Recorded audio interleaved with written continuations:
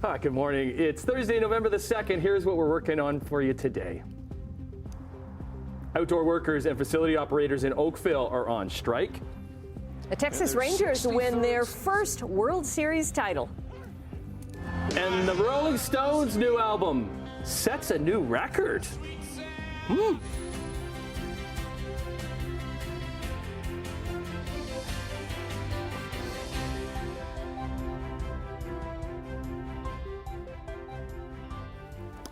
Hello. Thursday. Hello. I'm in a weird mood today. It's kind of like a Friday mood. I don't know why. That, It is my Friday. Oh, it's your Friday. It's your Friday. Friday You're today. off tomorrow. Yes, Okay. yeah. Maybe that's why I'm excited, because you're not here tomorrow. Maybe that's why I'm excited too. He bursts in the studio door and goes, "Hey, teammates!" And I, whoa! Somebody's A happy little this too morning. happy. Yeah, really. Ease into it. And what a nice way to start the morning, Oh, Tim. Thank yeah. you. Yes. Okay, well, hey, gang. Are we well, starting things off on a good note on the roads? The roads, yeah, no problems on the roads this morning, and temperature will get better for the day today, although it is on the chilly side to start the morning once again. We are in the minus column, -1, wind chill about -5. We will see some sunshine this morning, but then increasing clouds later on today, and we could have a shower. It's a 40% chance of a shower later on this afternoon, and we should hit about, well, 8 degrees for the day today, so a little bit better. Still a little shy of seasonal, but it's going to get milder. It'll be a milder overnight tonight and a much nicer day tomorrow, and we'll talk about that coming up. Traffic, well, let's have a look. 403 Waterdown Road, doing fine so far today. As usual this time of the morning, it's rolling nicely. No problems through Ancaster Link, 403. The Red Hill Valley Parkway all doing okay. MTO traffic cameras. Speaking of the Red Hill Valley Parkway, here's the Red Hill Creek camera at the QEW. Toronto bound away from us toward the Skyway. We'll look at the top of the Skyway. Wow, that's pretty light so far today. And east of 4th, no problems here. So pretty much wide open for you today, but just drive carefully, please. We'll look at weather and traffic coming up right now. The news. Well, let's head down the QEW, because outdoor workers and facility operators in Oakville now on strike as of midnight after negotiations reached an impasse with the town and the union. Simone Gavros joins us live from one of the picket lines in Oakville this morning. Any picketers there?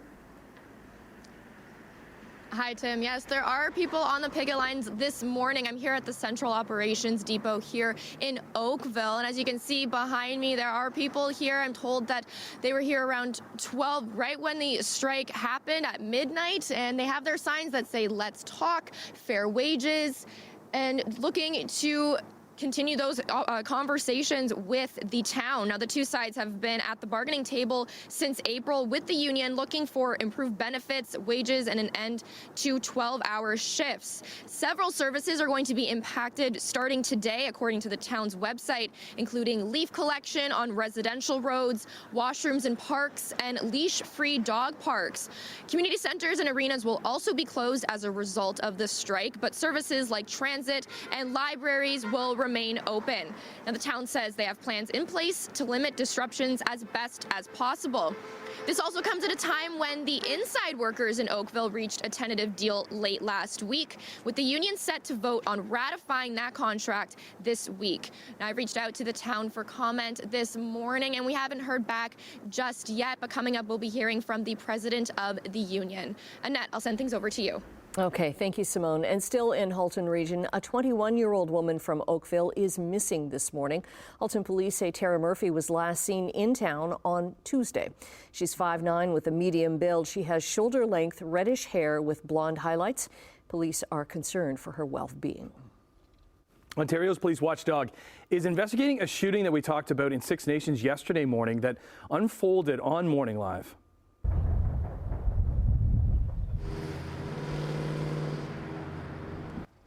Yeah, our CHCH news crew heard shots being fired just before paramedics rushed in. Special Investigations Unit says a 40-year-old man was taken to hospital after an exchange of gunfire with police during an hours-long standoff. It started around 11:30 on Tuesday night when a man barricaded himself in a building. Roads in the area of Chiefswood between 5th and 6th Line, they're still closed, but people in the area no longer have to shelter in place. Officers were fired upon throughout the course of the evening hours and through to the morning hours today. And what I can tell you right now is that one person was taken into custody and was transported to the hospital. So there's been no update on the man's condition. No officers were hurt. Niagara police are investigating 2 armed robberies in Lincoln. Just before 4 yesterday afternoon, police say Coastal Kitchen and Bar and a home hardware were robbed by a man with a gun. Police are looking for a white man in his mid-30s. He's about 6 feet tall with a medium build. A bridge in St. Catharines is set to close for structural repairs. Niagara Region, they have been monitoring the condition of the St. Paul Street West CN rail bridge and says without repairs, it won't be able to hold winter maintenance. The bridge was built just over 100 years ago. The bridge is expected to close to all traffic on November the 20th and will remain closed until the bridge is removed and replaced.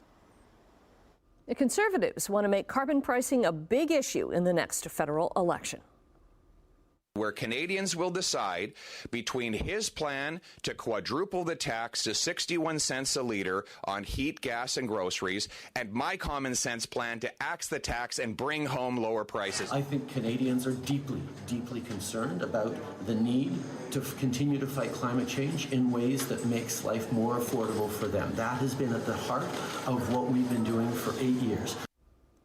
Conservative leader Pierre Poilievre has proposed a carbon tax election. The opposition plans to table a motion next week calling for the government to exempt all home heating fuels from the carbon price until the next election so that voters can decide if they want the price reapplied.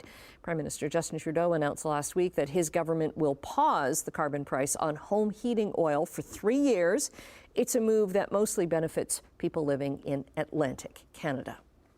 To the Mideast now, and Israel's military says its ground troops have advanced to the gates of Gaza City amid heavy fighting. Now, ambulances are lining up near Egypt's Rafah crossing again today, waiting to cross into Gaza, where they will evacuate injured civilians. Israeli troops pushed into Gaza in larger numbers over the weekend after 3 weeks of heavy airstrikes that have demolished entire neighborhoods and have driven more than half of the territory's 2.3 million people out of their homes. So it's described as the deadliest of the 5 wars fought since the sides and Hamas seized control of Gaza.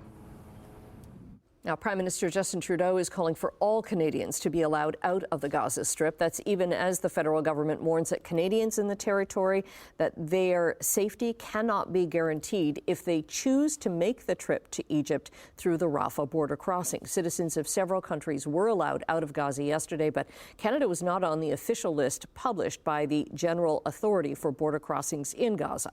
Global Affairs Canada says it's aware of reports that one Canadian citizen was able to leave the Palestinian territory with the help of a third party, but offered no further information. This comes after airstrikes hit a refugee camp in northern Gaza for a second day in a row. Reports say more than 8,000 Palestinians have died as a result of the war. Closer to home, the Ontario government is expected to release its fall economic statement today. It's a mini budget that's going to set out the province's economic plans and priorities.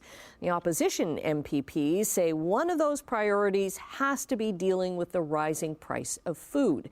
The government does have its sights set on the cost of mortgages and rent. Finance Minister Peter Bethlen-Falvey has already announced that Ontario is removing the provincial share of sales tax, 8% of the HST, on rental housing construction. Never before has Ontario faced a housing crisis like this. This update will continue with our government's targeted, responsible approach so we have the flexibility needed to get through this economic uncertainty while laying a strong foundation. And the province says the economic statement will acknowledge that these are challenging times. Into sports we go. Ever since March the 30th of this year, baseball has been front and center for sports fans. While starting today, baseball will be on hiatus as the World Series was handed out last night in Arizona. In the air to left center field. Gurriel's back. It is gone! The Texas Rangers continued their amazing postseason run on the road as Marcus Semien, a night after knocking home 5 RBIs and a 3-run homer, hit a 2-run homer in the ninth to extend their lead to 5-0, and they would close it in the bottom half.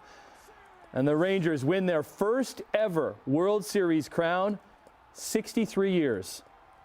Corey Seager won his second World Series MVP after winning it in 2020 with the Dodgers. He had 3 home runs in the Fall Classic and led the Rangers to an undefeated 11-0 run on the road. Lots more on the Rangers winning the Fall Classic in Sportsline coming up next hour. Let's stay with the championship theme as there were championship celebrations at Tim Hortons Field last night. Fans celebrated with the Forge FC. Another championship party. The club won their fourth CPL title over the weekend in Hamilton, but wanted to connect with supporters up close. So there was a meet and greet with players and coaches. Also a close-up look at the new trophy. Yes, the North Star Cup has been found.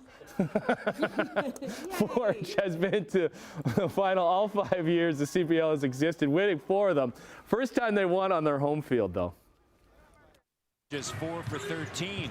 Of course, their best perimeter defender, Drew Holiday, in the Dame Lillard deal. Oh, how sweet it is with the slam dunk.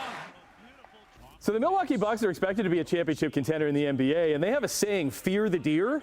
Raptors did not fear the deer last night. They put together their best effort of the young season. Total team effort led by Dennis Schroeder. He was great. 24 points, 11 assists. There's one of them right there. Pascal Siakam led the way in the scoring with 26 points. Scotty Barnes, he's been good. 21. Raptors scored 110 points for the first time this season. Easily handled the Bucks. 131-11. They're right back at it tonight in Philadelphia. All right, let's go to Brantford. Fabulous start for the Bulldogs up against the talented Guelph Storm. They go up 4-0 against the Storm, who had 9 wins in 13 games. But things turned rather quickly in the second period, and they would, yeah, you guessed it, storm back to tie the game at 4, and then they'd win it in a shootout. 5-4 was the final. Brantford's tough start to the season continues with only 4 wins in 12 games. They are in London tomorrow. Well, Bulldogs owner Michael Andlauer had some other things he was dealing with yesterday as his focus was on the other team he owns, the Ottawa Senators. Sens GM Pierre Dorion was relieved of his duties and replaced with that familiar face, current president of hockey operations Steve Staios, on an interim basis. The Sens were docked a first-round pick for an invalidated trade that was made by Dorion a couple years ago. This follows the suspension of forward Shane Pinto last week for improper sports gambling. So at this press conference, Andlauer was asked why he has to pay for something that happened before he bought the team. I totally agree with you. That's a question you have to ask the NHL, why it took a whole year since the hearing. Granted, it was a 2-day hearing, 73-page report. It's not something that's just slam dunk. And the commissioner had a lot of time to deliberate on it and think about it. But why I inherited this is beyond me. There's no reason for it to last that long. Ooh, Gary Bettman on line 1 there, Mr. Andlauer. Interesting to see what happens there. But listen, despite the bad news for the Sens, what a welcome sight to have those guys sitting together and heading up the Sens, because we know what they did together in this town, taking the Bulldogs to 2 OHL championships. All right, it is now 13 minutes after 6 o'clock on this second morning of November. Some funny white stuff is coming down in the sky, and we'll talk about that in a second. Yeah, looking at traffic this morning, I will mention right off the top there is a power outage in Hamilton, downtown area, on the lower part of the city. Barton and Kenilworth, there's a power outage, so there could be some stoplights out in that area. Be careful. To that camera, that is our 403 camera, right around Waterdown Road, Toronto bound towards us. Not a lot to see there. To some MTO, that's Ministry of Transportation Ontario traffic cameras. How's the border crossing? Queenston-Lewiston Bridge, nothing to see there at all. Red Hill Creek getting a little bit busier. Here's east of Brant Street, Toronto bound towards us now. Same here east of Royal Windsor Drive. Oh, yeah, it gets slow as you go through Mississauga, Cooksville Creek to Cawthra with all that construction going on. Could still just be lingering in that area a bit. All right, temperature. Hey, our temperature has come up a couple of degrees. We were -1 last hour. We're now sitting at +1, but we do have some light snow flurry activity at the moment reported. Winds are from the southwest now, and that is going to make a difference for our temperature. Air quality for the day today, well, in the low risk category, so no problems there either morning or afternoon. And for school today, we are looking for an 8-degree high today, so better than yesterday. We got to 5 yesterday, but today there is a chance of a shower. It's a 40% chance of a shower, bit of a breeze picking up as the day goes on. We've got a ridge of high pressure to the south and to the east of us. It's going to give us some sunshine today. More sun for tomorrow and now for Saturday as well. It looks like we're going to get some sunshine. But we have that low pressure system approaching that's going to bring us some showers for Sunday. Today, temperature's better, but there's that chance of showers, as I mentioned. 8 and 9 degrees today, 7 for Guelph and Kitchener, but some sunshine to start the day. Tonight will be milder. We won't hit the minus column. 3, 4, even 6 and 7 around the Horseshoe. So better temperatures, clear to just partly cloudy tonight. And look at tomorrow. Temperatures bump up into the teens. 11 in some areas, but 13 and 12 degrees for around the Horseshoe, and a fair bit of sunshine for tomorrow. So pretty nice Friday as we get closer to our first November weekend coming up. So looking and a time change weekend as well. Keep that in mind. So we do have a little light flurry activity, a little light snow this morning. It's cool, but at least we're on the plus side right now. We're +1. And we'll look long range coming up. Annette, Tim. Okay, thanks very much. Off and running on your Thursday. When we come back in business news, we have an important recall to put on your radar. We'll see you in a couple minutes. Have some numbers for you. 617 Canadian dollars up 17 basis points this morning, sitting at 72.24 cents US. Gold up $9, 1996.50 an ounce. Crude oil up $1.49, 81.93 a barrel. Off to Europe we go. Hey, Europe, how are you? Markets are up across the board. They're doing pretty good. Up in London, Frankfurt, and Paris. In Asia, markets were up today in Tokyo and Hong Kong, but down in Shanghai. Checking North American markets, the TSX was up 205 points, triple-digit gains as well on Wall Street. I hope you're having a good start to your morning. Maybe you're just getting home. So here we go with some business news. And Toyota is recalling nearly 2 million RAV4 compact SUVs. The automaker said yesterday that over 1.8 million vehicles from model years 2013 through 2018 may carry a fire risk caused by replacement batteries. Some of the batteries have incorrect dimensions, which could cause them to shake loose and start a fire if the vehicle does make a sharp turn. So Toyota said it is working to remedy the issue. No cost to owners. Those affected by the recall will be notified coming up in December. In the meantime, owners can enter their vehicle info on the Toyota website for recalls. Disney is growing. It's announced plans to buy Comcast's 33% share in Hulu. The expected $8.6 billion U.S. deal will make Disney the sole owner of Hulu. Disney CEO Bob Iger says the company might also sell its ABC television division and seek a strategic partner for ESPN. That fits in with Disney's overall strategy of shifting away from linear television to more streaming. Comcast has spent the past several years shifting its programming to its own streaming service, Peacock. Hulu has been boosting its own offerings of original programming, like The Handmaid's Tale, which is largely shot in Hamilton, Brantford, and Oakville area, and also Reservation Dogs. So with Halloween officially in the rearview mirror, it means it's time to get into, Starbucks is kicking off the holidays this week with its seasonal cups starting. It says Thursday. What day is today? Today. Today is Thursday. It's today. Hot drinks will be served in the 4 festive cups, clad in holiday red and Starbucks green with a mood-boosting magenta. Magenta. Starbucks says the magenta. I will ask for a magenta, though. Lists the traditional colors and makes the red even brighter. Ice drinks are also making a holiday makeover with playful Baubles and sparkles. Baubles and sparkles. I'll have a magnet, please.